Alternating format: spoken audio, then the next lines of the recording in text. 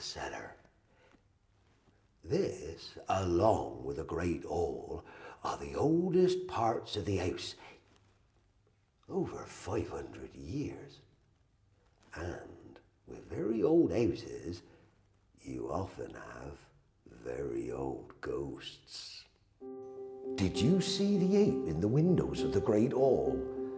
It's the family symbol of Sir William Martin, who first built this house in 1485, the year the Tudor dynasty came to the throne. The story is that a pet ape lived in the house. One day he wandered into a small secret chamber and was accidentally locked inside. Trapped and forgotten, the poor thing perished there. However, in death he was able to escape, and to this very day his ghost is seen walking about the house, causing mischief and disappearing into the walls. Some even claim to hear him scratching. The Martins were a Catholic, so when Henry broke with Rome in the 1530s to form the Church of England, they were on the wrong side. Now, things didn't really matter to start with, but it got a lot tougher when Henry's daughter Elizabeth became queen. In 1570, the Pope declared her illegitimate, and so she created her own English church.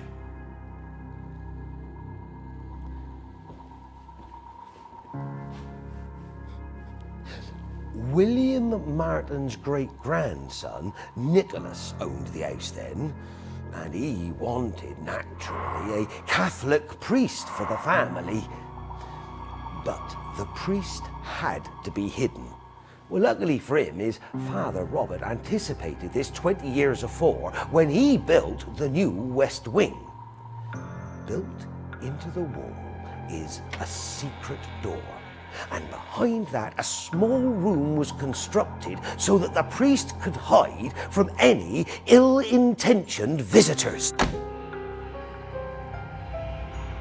Now, before you leave the cellar, if you leave, maybe the steward will show you. There in the shadows, you might even see the dark figure of a priest, which many people still claim to see walking the house today. As Elizabeth's reign continued, a plot began to form to remove her from the throne.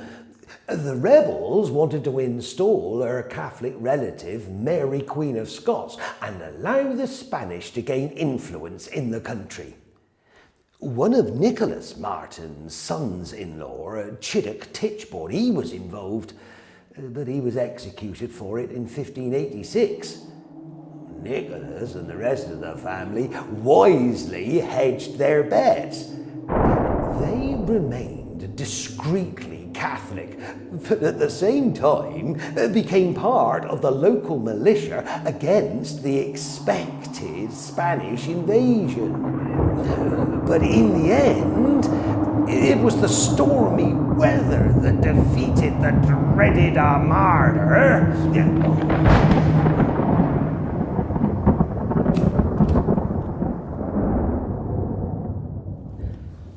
The weather didn't just destroy invaders. It also provided cover for smuggling. It's likely the Martins had a number of secrets to hide, not just their religion. By day, the heads of the great Dorset families would sit on the magistrates' benches prosecuting offenders. But by night, they were involved in the lucrative smuggling trade. Despite the dangers of smuggling, but despite the political knife edge of being a Catholic family under a Protestant queen, it wasn't the law that eventually caught up with the Martins. Instead, it was the tragedy of childhood illness, which was always a terrible risk in Tudor times. Nicholas and his wife Margaret had 10 children. but only 4 girls survived.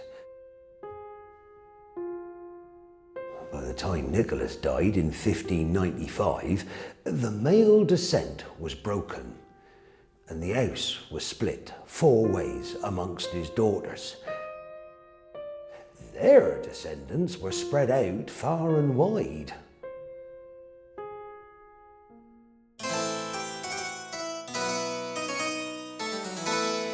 By the 1640s, one of those descendants, Henry Martin, was living in London. He was very involved in the English Civil War. But did he return to Athelhampton, his former family home? Well, all we know is that people say that they see a Civil War duel taking place in the Great Chamber.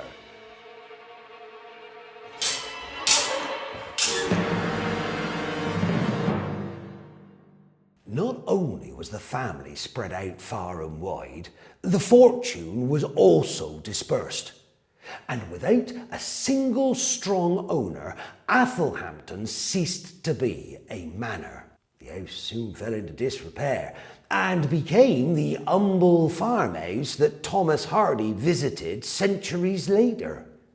It was during this farmhouse period that a great sadness seems to have befallen a lady. Known as the Grey Lady, people reported seeing her walking in the passages and corridors. When asked what she is doing, excuse me, we're a little bit busy here if you don't mind. Hello? Fine. Where was I? Oh yeah. When asked what she is doing here, she walks out. Maybe it's the same lady that Thomas Hardy wrote about in that poem of his, The Dame of Athelhall, the unhappy lady who walks in the hall, occasionally.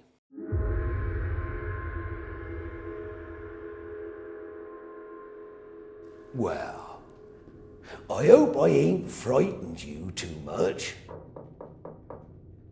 But there is one more lingering spirit that I forgot to tell you about. You see, people claim that they hear a tapping sound coming from this very room. It's called the Cooper, the man who makes barrels. Maybe it's coming from one of these smugglers I was talking about earlier on. Perhaps they're trying to tell us something. Maybe it's to issue a warning. Now, I'm sure there's nothing to worry about, but please do take care as you journey through the rest of the house.